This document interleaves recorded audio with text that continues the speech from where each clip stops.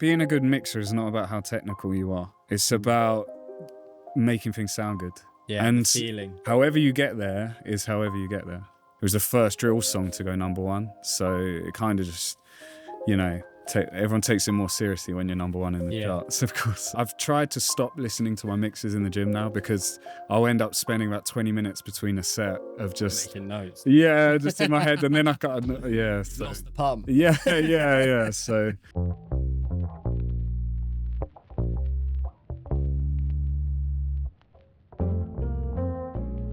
Hey guys, and welcome back to the Audiomovers podcast. I am your host, mixed by Jocelin, and today we have a brilliant guest on for you guys. But as always, we have Matt from Audiomovers at the back. And today we've got a good friend of mine. We've got Sean D on the podcast. What are you saying, bro? I'm good. How are you? I'm brilliant here. And we're here at the amazing Abbey Road Studios. Feel privileged to be here. Yep. It's your first time here, right? Yeah. Yeah, that's crazy. How's it feel to be in this space as an audio engineer? You walk through the corridors and you see all the plaques, and you know what I mean. It's just a lot of my childhood memories of the music my dad listened to. Yeah. It's quite nuts, isn't it? You kind of like suck in all of the creative juices. Yeah. But yeah, so I mean, we're gonna get into it. But just to list off some of your credits, some crazy credits. You got Huncho, D-Block Europe, Central Cee, Headie One, and the list goes on. And you're the owner of Signature Studios as well. Yeah, that's amazing. Thank you. Crazy stuff. What a catalogue. So, for those that don't know, I'd love for you to tell us a little bit about how you got started in engineering. Yeah, and how it led up to where you are today. Okay, so originally, very first, I was a DJ. DJ? Yeah. I don't actually think I knew that. No, so in school, everyone sort of like back then was into pirate radio, and it was that whole scene. And so I started mixing on vinyls. That's how I first got into music. What decks well, before that, I even was trying to play guitar really badly and be in a band. But then when I went to secondary school, it was more DJ. And I had some Newmark belt drives. Oh, the belt drives. So it's always slipping. Oh, it was, yeah. And then, after trying to be a DJ for a while, I couldn't really see a career path in it because it's just hard to sort of like sustain an income as a DJ. So I had a few retail jobs, kept getting fired, that usual story. And then, I kind of went to a pirate radio, which was called Sub Jam. And downstairs they had a recording studio. And that was my first sort of idea of, that's that side of things as well. So where was this studio?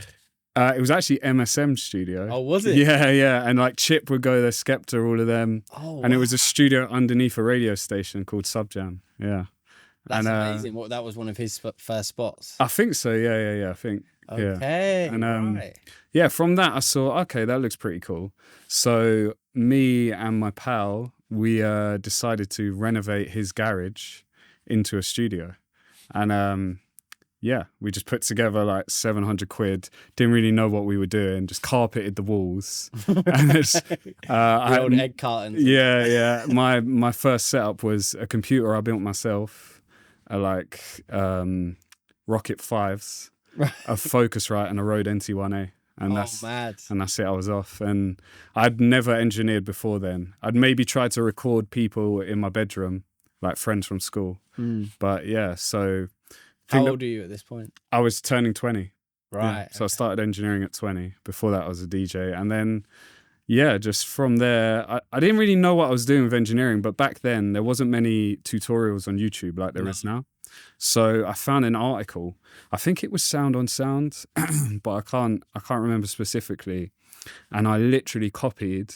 I wanted to use Pro Tools because everyone sort of used Logic and the Americans used Pro Tools. So originally, I just copied plugin for plugin this template from this newsletter that I found online. And then, from there, just kept recording my mates who were rappers. And eventually I sort of learned how to engineer. Right. Just taught myself. Yeah. You, like, was you sort of like trained or anything like that? So. No, it was just literally trial and error, but it took years. You know, I've been engineering maybe sort of 15, 16 years now. Yeah. So yeah, I think the first maybe 3-4 years I was just winging it. So I was, I didn't have any technical knowledge. I was just trying stuff.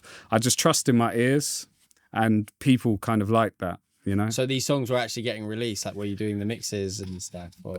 Back then, it wasn't people. It was much harder to get official releases back then. Yeah. It was more just people would release on YouTube. Right. Okay. Yeah, and like people were releasing the songs. I wasn't doing any sort of serious caliber of artists initially. Yeah. And the first bigger artist to give me a chance was Black the Ripper. Yes. Okay. Yeah. And he came down to the garage, kind of stayed. Still this same setup. Yeah. And just like obviously he likes to. Yeah. Cool. So, that's what he's famous for. So he just smoked it out. And he did it on the London Eye once. Yeah. And then my pal's stepdad kicked us out. So, oh really? What? Because he was. Yeah. And then eventually his stepdad. Well, that was it. He said no more. Yeah. So he used to come in the middle of the night and just say I was doing a session. He'd just turn the electrics off from the house. And eventually he was like, I've had enough, which is fair enough. I hear it. But what was the development from there? You sort of knew at that point, okay, this is what I want to do. Yeah, there was a spot so I didn't have a studio for a while. I was a bit lost. I was like, what am I going to do? And then I heard about this spot in Brimsdown, sort of Enfield way. Yeah. And there was a building, and it was really sort of run down, sort of kind of building, and there was 3 pirate radio stations in there and a couple studios. Okay. There was nothing fancy, so dirt cheap. Back to the roots, sort of. Yeah. So like dirt cheap rent, but that was the first sort of spot that I had to myself that I rented, and it wasn't pretty. There's like mice in the walls and holes in the walls, and like there's like bars everywhere and electrics hanging out. But I was there for like being in a prison. Yeah, literally, and I was there for about 7 years. 7 years, right? Yeah. So this would have been the space that you really sort of like sculpted your career in. Then. Yeah. And the opportunities came. I was going to ask, like, obviously being self-trained to an extent, like, was there any sort of like mentors or anything that came into your life and gave you some guidance? Honestly, not really. Not really mentors. I kind of just had to learn on my own, because I feel like with engineering, I mean, I feel like it's changed quite a lot now, and people are a lot more open because there's more sort of money in the industry, especially in the UK. Yeah. But back then, everyone was quite defensive of their position. Gatekeeping. Yeah. So I didn't find, if I'd messaged an engineer, they wouldn't really respond to me, wouldn't show me any love, which is why now I always try and do it myself to change that. 100%. But yeah. Well, you do. That's a good point, because there's something that you're quite passionate about now. Is you do these seminars at your studio quite a lot. Is that what sort of like the motivation behind doing that? And tell everyone a little bit about them. Yeah, I mean, so we call it Signature Education. Obviously, it's under my brand, Signature Studios. And every 2 months, we just invite 2 different guests and myself, and we do a talk. It's like a 5-hour talk, and I just run through a mix, show all the ins and outs, and it's just a chance for them to sort of sit in an intimate studio and actually talk to someone in the industry. Yeah, and, like someone that's actually of credit and done the things that these kids and guys are trying to do. Yeah. No, it's very cool. I keep meaning to pop down and check it out, but life keeps getting in the way. But next time, definitely. Hopefully, I can sit down on one as well. But, with that being said, like, obviously that's another part of your career.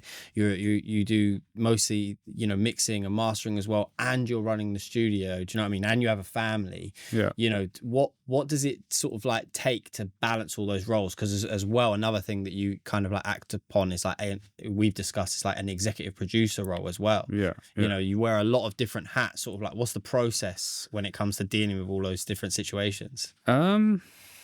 I mean, basically just having a good team is just everything. Like when I first launched my studio, I've kind of realized that if you're just an engineer, there's a bit of a cap to sort of like what you can do business wise. So I thought to myself, I've always been interested in sort of being quite entrepreneurial. So when I opened Signature Studios, it's actually like we rent it out for sessions. It's not just my studio. So there's loads of rooms.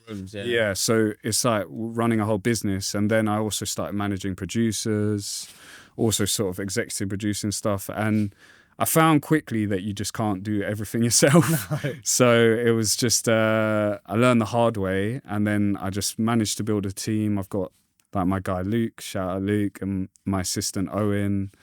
And I've got a team of like 5 producers, a team of 10 recording engineers to call on. And I've just found that having a good team around you can just boost your capacity of everything you can do by multiple times. So, yeah. And a trustworthy team as well. Do you find it hard to find people? I think I've been lucky because the people I haven't had a high turnover, and most of the people I've hired have been there for 2.5 years. Right. Which the studio's 3 years old. Yeah. So I've been pretty lucky in that way. Yeah. Do you find yourself acting as, you know, more of a mentor role to the guys that you have working underneath you as well, like giving them, you know, the guys that are interested in learning how to mix and stuff like that, giving them the opportunity to like sit underneath you and learn the craft? Yeah, I mean, definitely with the producers who I manage, I try and just give them as much advice and sort of mentor them as well. I feel like any good manager who has some experience in the industry will be a sort of mentor as well. Yeah, of course. Yeah. And then my new assistant, Owen, he's actually a really good engineer in his own right, from Paris. So he does all like French rappers and stuff. So that's a bit more sort of like, he's near my sort of caliber of like, he challenges me and he shows me plugins. And we bounce off each other kind of thing. Oh, brilliant. Yeah. So you get you inspire each other and get like different ideas and things like that. That's really cool, man. That's really cool. So coming a bit off of the business side of things, because I can see that's something that you're quite passionate about, and maybe we'll touch back on that a bit later.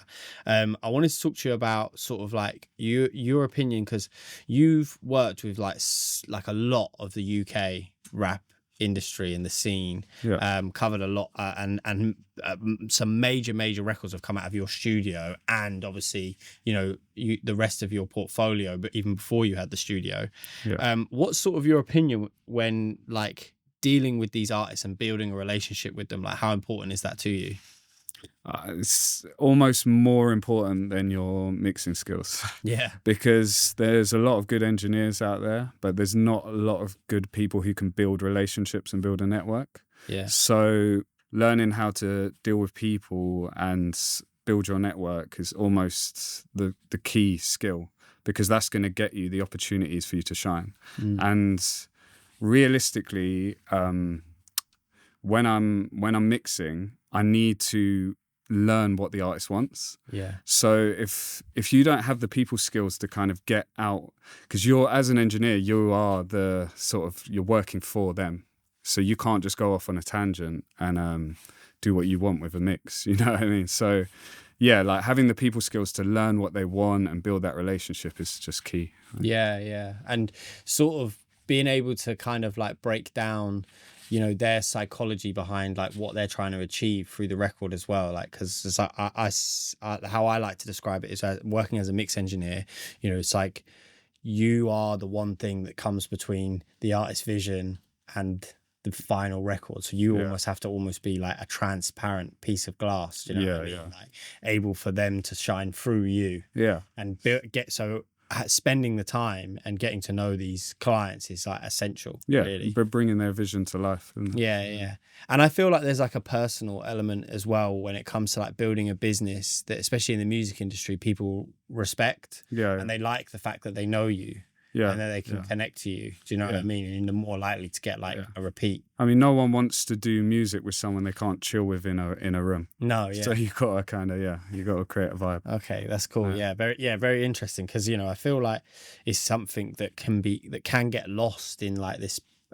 You know, how the music industry is developing and stuff like that. And I think it's something that we should try to hold on to and almost like Yeah. push through to the next generation. Do you know what I mean? That it is important to actually know the guy and to chat to him. Definitely. And I think that's like part of the reason of some of your success, maybe. Do you know what I mean? Like having these close relationships with some of the artists that you worked with. Do you know what I mean? Yeah. So, like, I remember seeing somewhere that you know, you would record Huncho before you did any of his mixes and stuff. Oh like yeah, that. yeah. Right? I mean, my whole career was based on recording. Yeah. I think it's so rare, and I don't really know anyone unless you maybe are mentored by a big mix engineer that you can just come in and start mixing. Yeah. I feel like you have to almost put in the legwork and sort of record and build your network first. Because when you're in the room recording, then someone's going to be like, oh yeah, you know what, you do the mix. Yeah. And you get that opportunity to shine. So, yeah. What was your sort of like first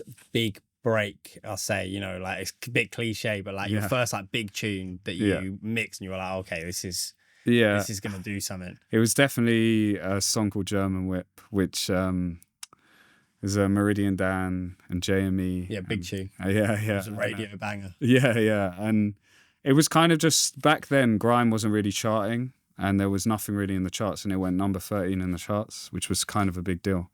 And then people started taking me a bit more seriously as an engineer from that moment. So, okay. Yeah. And so from the success of that song, how would you say that your career sort of like developed? Was it like a straight sort of like, okay, I'm not really going to be doing much recording anymore, or, you know, was it more like of a gradual? No. So I still, after I did German Whip, I was still fighting for mixes, I would say, because you're kind of you're known in the industry then, but you're not really, the labels will always go to the sort of executive mixers or, you know, with bigger credits. Yeah, you've only got the one song, right? Yeah, you're still kind of, yeah. So I was recording for, say, maybe another 3-4 years full time. I took a massive plunge and I moved from like the dingy studio into sort of a nice building, which was about 5 times the rent.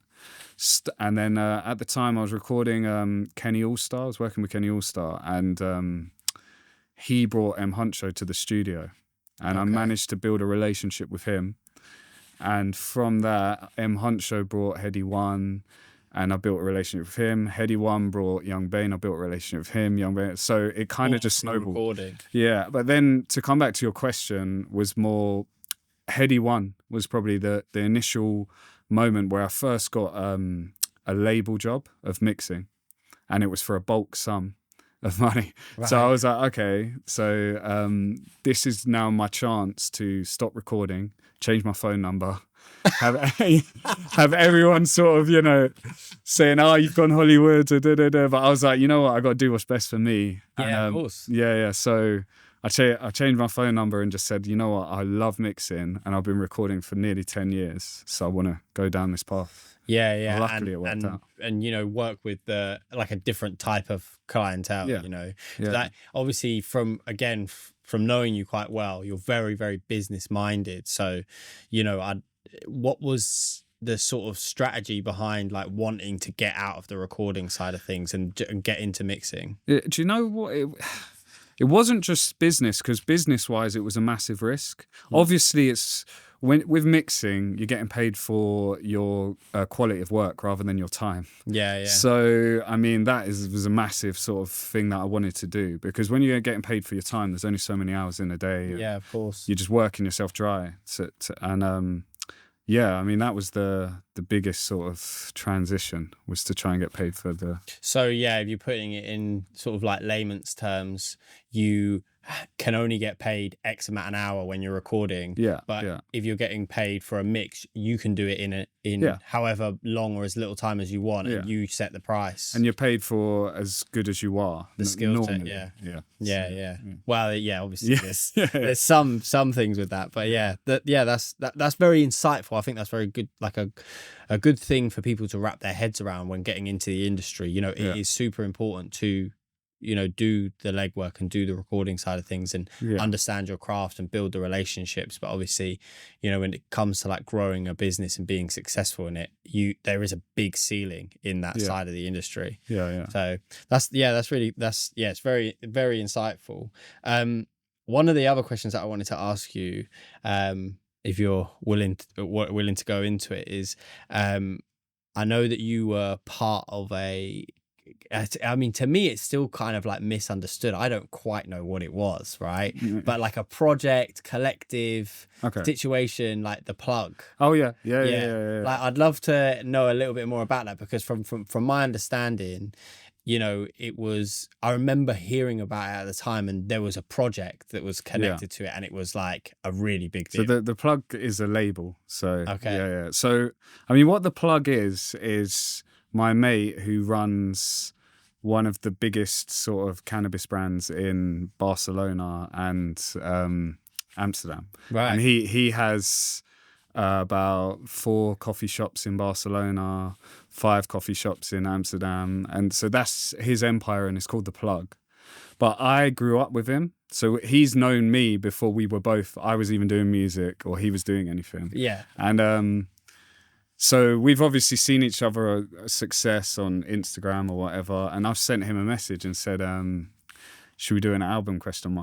And then that's just how it started. And yeah. What sparked that? Like, did he have some sort of connection to music or anything? Well, he has contacts because, brand, yes. And obviously rappers and things they all go to his coffee shops. Okay, makes sense. So yeah, we just kind of combined forces, and then we had the idea of doing sort of UK American collabs. And yes, because that was it. There was like some really big, like kind of seen collaborations on that project. Yeah. Right. Okay. That's very cool. That's kind of like cleared that up for me, because I was a little bit like confused. And as well, at the same time, I remember I was doing an album called The Plug at the same time for Charlie Sloth. Yeah. But and I was a bit, and it was like, oh, what's going on? And I'm thinking, like, I mean, for me, that was like my first taste of sort of doing more than just mixing. So for a song, so it's more like ownership of a song, you know, because we own 50% of the songs. Yeah. You and sort of, was it your sort of like first role acting as like an exec? Yeah. Execing it and label A&Ring it, and so it was a cool experience. Yeah. For people watching that might get a little bit confused between all these different job roles, like how would you describe an executive producer, like in the modern sense? In the modern sense, I'd just say someone who sort of has more influence on a record, of like, you know, guiding a record and sort of getting it to be the best record it can be. So, I mean, it could be anything. So it could be suggesting a guitar part and getting a guitarist in to do it. It could be suggesting a producer works on it. It could be suggesting 2 artists should rap together back to back on a record. So it's kind of building the song like from a creative perspective, not so much from like I'm actually playing the guitar on this. That's cool. That's interesting. Let's go a bit more into sort of like the mixing side of things. Your like bread and butter. What you're most known for. Obviously, as I said at the beginning of the interview, you've got some crazy credits: D Block Europe, Huncho, Central Cee, like the list goes on. What sort of is there any of those projects to you, like now, you know, you're working at that the top level? I would say, you might say different, but do any of those projects like stand out to you as like, okay, I'm super proud of that, and that will stand the test of time for me?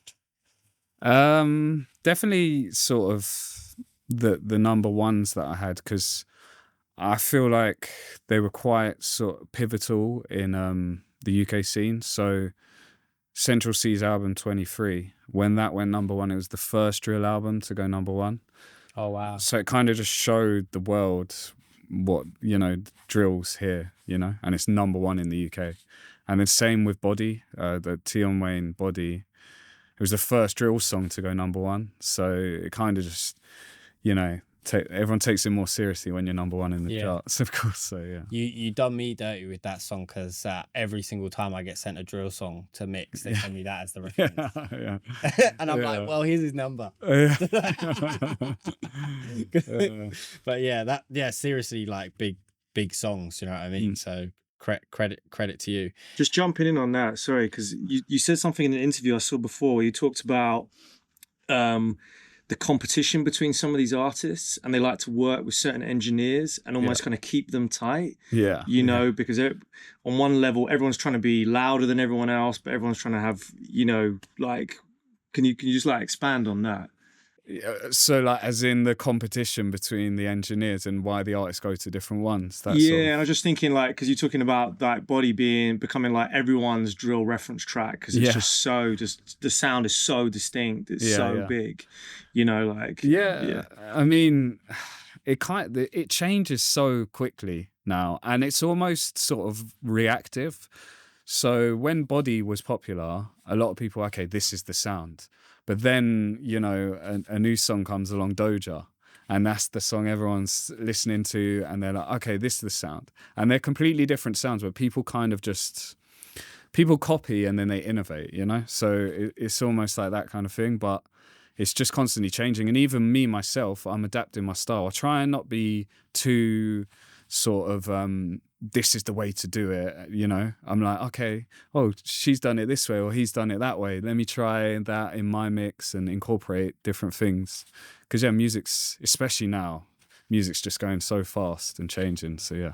Do you A/B with like reference track? Do you always like, you know, are you like, if there's been a huge smash like drill trip, is that the new reference track? 100%. You gotta stay current, because otherwise you get left behind. So I'm always just listening. I've got a playlist in my Pro Tool session. It's actually just here, and I'll update it constantly with new references. And I've got one that's all American tracks and one that's all UK tracks and different genres. And but I definitely think referencing, you have to, you know, Of course, you got to be able to fit the sonic print of today. Do you know what I mean? And if it's like getting played in a playlist on, you know, the streaming platforms or whatever, it needs to be able to compete and beat it, or, you know, sound equally as good. Do you know what I mean? So, like, even with other genres, having to sort of adapt, because there's so much 808 and bass driven music now. Like, rock songs are having to put those sort of like 808s and undertones into their music, because they have to compete, you know what I mean, in the playlists. It's really interesting. Very cool stuff. There was one thing that we spoke about it before, and I'd love for you to sort of like go into it again, but how you would send if you're working with a brand new artist, what you send to them the first time you do a mix. Okay. So with Central Cee, for instance, the first time I'd done a mix for him, he'd used maybe 3 or 4 different engineers, didn't like it. So I'm like, okay, how can I learn what he wants? And rather than, he's not going to spend the time to come and explain to me exactly the sound he wants. And even if he tries to do that, artists aren't very good at articulating what they want. So what I did was sometimes I even send more, but this time I sent 3 mixes. One which is almost identical to the reference, just maybe a little bit louder, a little bit wider. One that's sort of halfway between me going crazy with the mix and doing whatever I want, and then one with me going crazy with the mix. So I end up sending them 3 to choose from. And I feel like when you do that, if other people aren't doing that and you're giving them a choice, in their head, they're like, okay, I can choose. And normally when they have a choice or a say in the mix, they feel like they've had an input. Yeah, more connected to it. Yeah. So that's it's a really interesting way of doing it. And I suppose also it sort of shows another level of effort and interest into the music. Do you know what I mean? You're not just doing the one turnaround, send it over, you know what I mean? And we'll go through the recall. I'm giving you 3 different options just from the jump. Do you know what I mean? We're here to get the song right for you. It's really cool. When you first told me that, I was like, and I now do that myself. And I find that the relationship is just so much better, because if for whatever reason, you know, and this does happen at all levels, you lose the mix, you know, like you send over the mix and they don't like it. Like, it's the worst feeling in the world. Of course, yeah. You know what I mean? And normally it's due to them not articulating what they want from the mix, you know what I mean? So, it just kind of avoids that situation. Which one did he pick? Which one did... So I think if I remember, he picked the one that was in the middle, I think. So, not too crazy. Sweet spot. but enough to sort of give him a different feeling to it than they probably heard. Beefier, yeah. Amazing. Let's get more into the technical side of things. Okay. One thing that I would want to talk to you about, and it was quite cool because I was talking to you a few months ago about getting some new speakers, and you were like, no, come round and listen. Yeah. So tell us about the speakers that you use and why you like using them. I used Focal Twins for 6 years. Yeah. And I was quite stubborn, I would say, to upgrade, just because when you can get an amazing sound, or what I was happy with on a certain set of speakers, it's almost like you're scared to change. Yeah. But then eventually I was like, you know what? Let me take the leap. Upgraded, and now I'm PMC. Yeah. Right. I can't believe I didn't upgrade earlier. So, yeah. I've been in your room, and they do sound immense. Yeah, it's a whole other level. Because it was, you were A-Bing the two.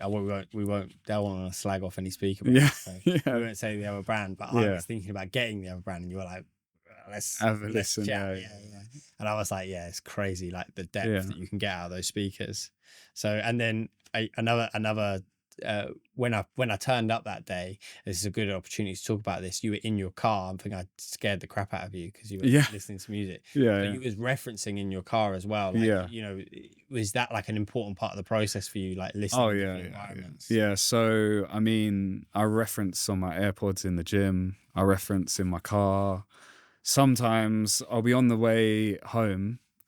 So the journey from the studio to my house is 20 minutes, and then I'll end up circling around my house for another 20 minutes just listening to mixes or comparing my mixes or that kind of thing. And even in the gym, sometimes really annoyingly, I've tried to stop listening to my mixes in the gym now, because I'll end up spending about 20 minutes between a set of just making notes. Yeah, just in my head, and then I got lost the pump. Yeah. So, but no, I just think it's key to listen everywhere, because no one's listening on PMCs. No, I mean maybe some, but the average listener. So. No, the majority of the time they're listening to on Apple headphones. Yeah, and it's through streaming service. You know what I mean? So is that something that you add into your workflow? Like, do you use sort of like Streamliner or anything like that to sort of like emulate the codec of the DSP? No, not really. I mean, I just kind of mix the record as best I can, and then get it to a sweet spot of loudness where it's not sort of before it deteriorates the record. And then I just run with it, because I just I've never found that I've needed to do that. What is your sweet spot like if you're like mastering? It changes per record, and I mean obviously it's genre dependent, and it changes. With me, I know that I have a minimum that I want to hit, so at least above -9 LUFS. Okay. If it's lower than that, then it's probably quiet. Yeah. But as long as I'm above that, I'm happy. Sometimes I'm like hitting -6 and it's sounding great, and like -5.5. And normally there's not much going on in the beat. Yeah. And then sometimes I'm doing like 9 or 8.5, and the record feels loud. Yeah. And so I try not to focus on meters too much. Yeah, that's some advice that I always like to give. It's like you get some guys like that are just getting into mixing, they're trying to take it more seriously, and you talk to them and they're like, oh yeah, I heard that I should always have my kick at -6. I'm like, please stop. No, paying attention to stuff like that. Do you know what I mean? There's good guidelines, but at the end of the day it's about your ears. And does it sound right, and is it distorting? I mean that's the main thing I teach in my workshops, is that being a good mixer is not about how technical you are. It's about making things sound good. And feeling. However you get there is however you get there. So, it's not, you don't need to know the sort of what a compressor does technically, or the electrical circuits of it, or, that kind of thing. You just need to make a song sound good. It's that simple. And when you overthink it, you can end up doing worse than the mix where you just kept it simple. Yeah, of course. Of course. I find myself sometimes like, why do the vocals just not sound right? And a lot of the time now I'll end up just starting again. Just removing 100%. And then I end up with like half the plugins. I get a much better sound. Because I'm just trying to be too complicated. Yeah. I mean, the majority of the engineers who come to my workshops as well, they're just doing too much. Yeah. overcomplicating it. Similar with production as well, to be fair. Like, you know, when you first start producing, you realize like there's just so much going on. Less is the more. Best records, they've got like, nothing going on, and they're always the best mixes as well. Do you know what I mean? So yeah, that's really cool. Another thing that you sort of like have delved into, and you've actually built a designated room in your studio, is Atmos. Yeah. What's your opinion on that, and can you tell us a little bit about your room? Yeah, I mean, it's a focal room, and I'm using a matrix. Really, my assistant does most of the Atmos work at the moment, but I do find it fun. Sometimes I do as well. Yeah. No, of course. Yeah. Last night. Yeah. But in the room, it's it's a nice sounding room. Yeah, it's just cool. I do love Dolby. When it first came out, I was super excited by it. But I do find that right now, at this moment in time, I would listen to a stereo mix over a Dolby mix. Right. But not that I'm slating Dolby. If I was in a Dolby room, I would maybe like to hear it. But I still think the music is made for stereo. So maybe when music is made more, you know, like when they're making a film, they're making it knowing that it's going to be surround sound. In a theatre, yeah. Yeah. So maybe when music is sort of made for spatial, it will be cooler. Yeah. That's it. Yeah. That's an interesting thing. With the facilities, obviously, that you have available to you in your studio, that's something that you could probably put across, maybe like another project, like that you exec.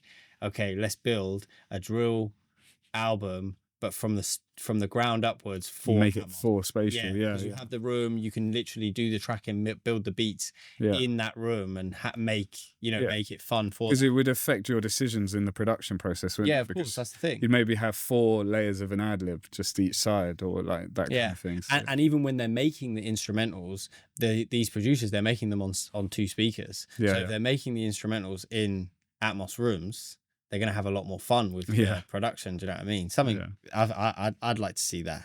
That would be really fun. And I think it is like the next natural development. From it. But yeah, really cool. We're gonna go the stereotypical question that I love. Your 3 favorite plugins at the moment and why? Should have thought of this on the way here. Probably the Sonox EQ. I'm liking that on my master, like on my mix bus, just to brighten it. Really like Inspector at the moment. Yes. Just the way you can choose mid side and then tube and then just add some warmth. And then the Bass XXL, which is by, I think, Denise Audio, which is really nice at adding some harmonics in the low end. I don't think I've heard of that plugin. Yeah, it's pretty cool. That was free, right? So yeah. I can keep going. You've got them. Yeah. And you didn't say Pro Q3, so well done. And Audiomovers, of course. That's it. Yeah. No, brilliant. That's you're giving me some gems there, to be honest. Yeah. Another question I was gonna ask. Just on that, is like one thing that was interesting. You know, you're talking about Jocelin. You saying sometimes you have tons of plugins. You're like, it's just not sounding right, and you strip it all back. Yeah. As you're so deep into your mixing journey, you know, you've mixed hits, you know, like huge tracks. Are you conscious now of like, are you using still tons of stuff? You know, you got loads on your vocal chain, or are you kind of dialing it back with plugins, or where are you at? I mean, definitely dialing it back. So, I mean, the way I approach a mix now is top down. So normally I'll just make sure everything's leveled like the reference, and then I'll sort of process my buses and just do what kind of needs to be done. And then I'm just adding little bits of flavor to the mix. I'm not going in, I mean, like 10 years ago, I might have gone in and sort of like drastically changed the kick and add like 5 plugins to it. But now I'm not doing that. I'm just kind of listening and just thinking, what does this need? And then just a bit of sauce here, a bit of sauce there. And yeah. Nice recipe. So you do a lot of your mixing within the buses as well, like we was discussing. That's like, and that again will help simplify it as well and keep everything sort of like at a glance overview. Do you know what I mean? Yeah. I mean, since I started summing through the Rupert Neve, even just when I'm sort of hooking it up to my Aurora converter, going through my summing and sending it back, the record's already sounding better. So then it's like, okay, what else do I need to do to get it, finished? Yeah, that's it. Yeah. When it comes to doing like recalls and stuff like that for clients, like what's your process with that? Is it something where you tend to try to get them in the room with you, or Let's just get my assistant to do it, basically. But no, so I mean, definitely sort of, especially if I'm doing an album, there'll definitely be at least one in-person touch-up session. Because you just got to get the vibe, and when you're going over 10 songs, you just want to be with the person in the room. But I'll nearly always mix just me and my assistant, or me solo, and then they can come in either in another session or at the end just to do recalls. Do you ever do any sort of like remote work with any clients? Yeah. I mean, nowadays people are like traveling around the world, so even Doja, for instance, that was just a very last minute sort of. The song's coming out in 2 days. Manager calling me. There's no way he's going to come in the studio. So you just got to get it within that couple hours. Yeah. So you only had 2 days to do that? No, the song was coming out in 2 days. So I had about 2 hours. Yeah. So it was just, it's just, but you just got to be adaptable and ready for those opportunities. Yeah. One of the biggest hip hop songs come out of the UK in like 10 years, and you had 2 hours to mix it. Yeah, well, that's maybe a give or take. We'll say 2 hours for the camera. Yeah. That's really cool, man. That's nuts. Just conscious of time. One of the last questions. It's a couple more questions. I'd like to ask you what your dream collaboration would be, like who's on the list that you'd like to work with.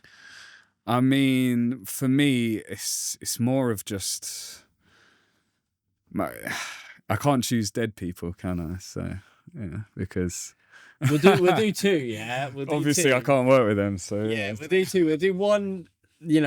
I mean, maybe past, and one that is still alive. I would have liked the sort of Amy Winehouse sort of voice. Oh, okay, awesome. It's like she's one of my favorite artists of all time, and just to mix that kind of style and that soul in that voice would just be incredible. But even alive, like maybe like your Billie Eilish's or your Adele's or your just some really soulful voice is something I would love to do. You mentioned they were all female.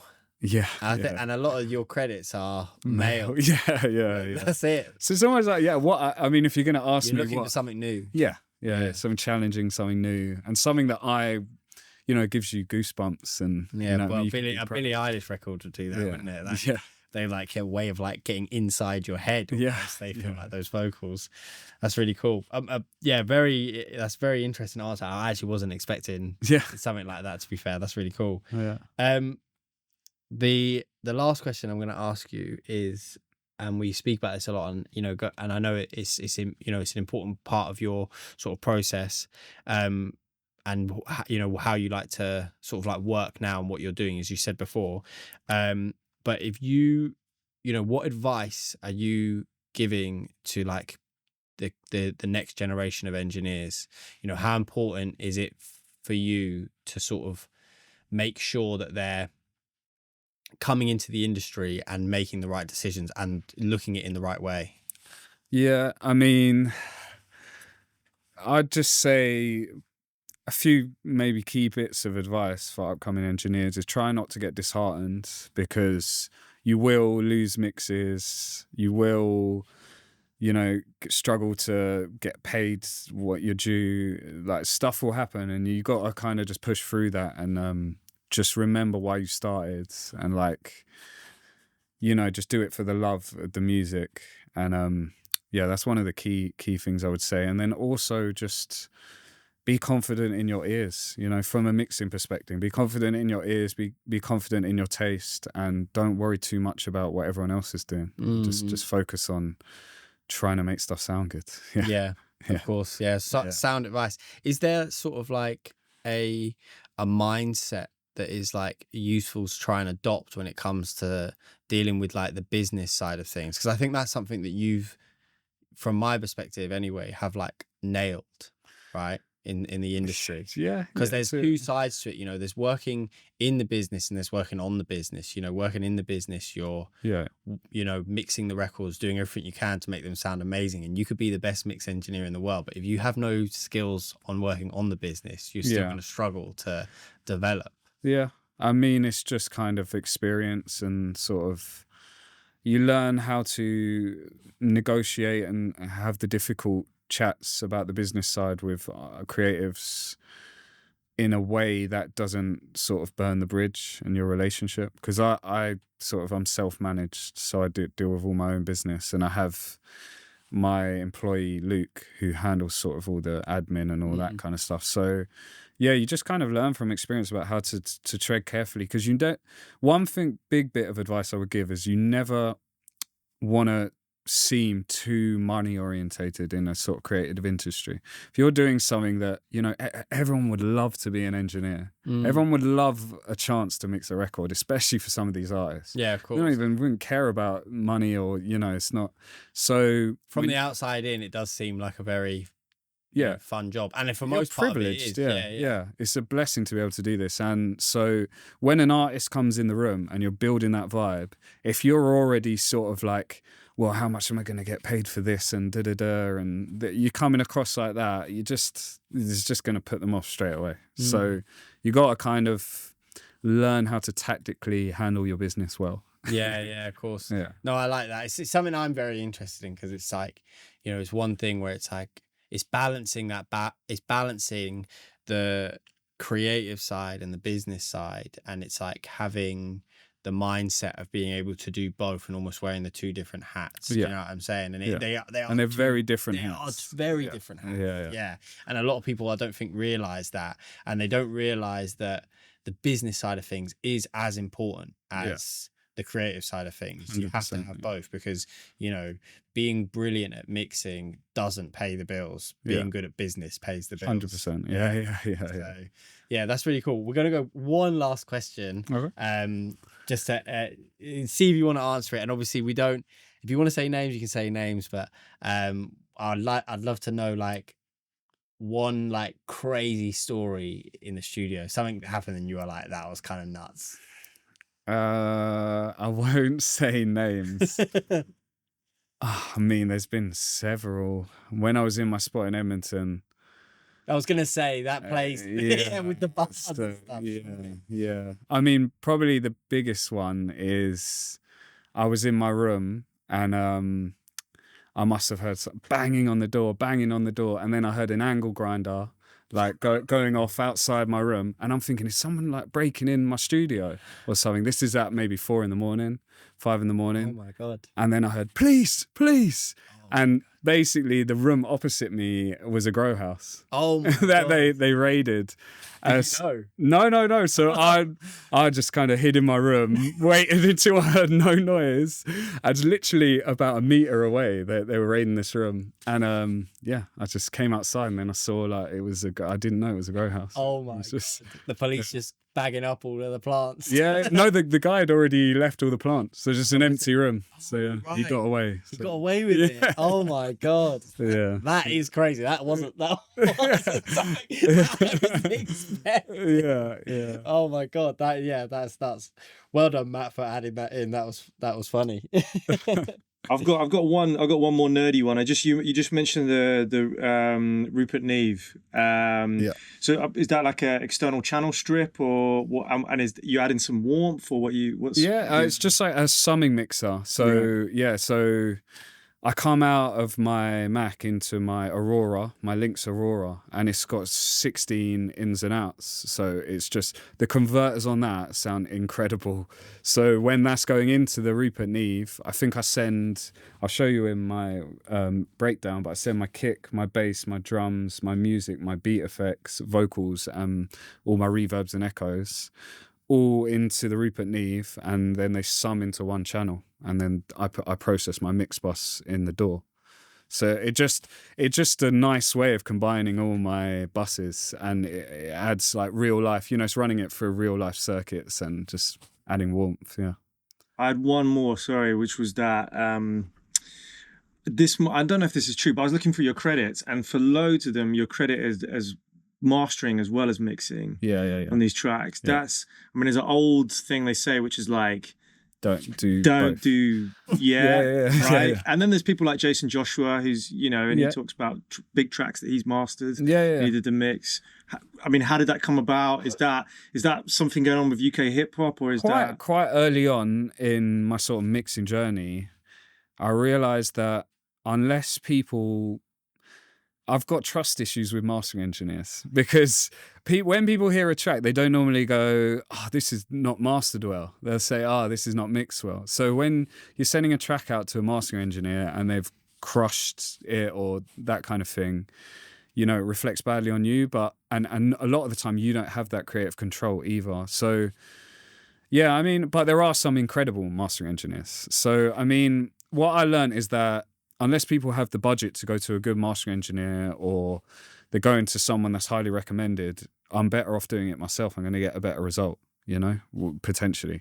So yeah, I just say every engineer, they need to have a certain level of mastering, because yeah, you need to, especially with time constraints as well. Sometimes people just like send you a record, "Oh, we need this today." They ain't got time to get it mastered. So your master is going to be the one that's released. So yeah, that's why I've ended up with a lot of mastering credits, really. Yeah.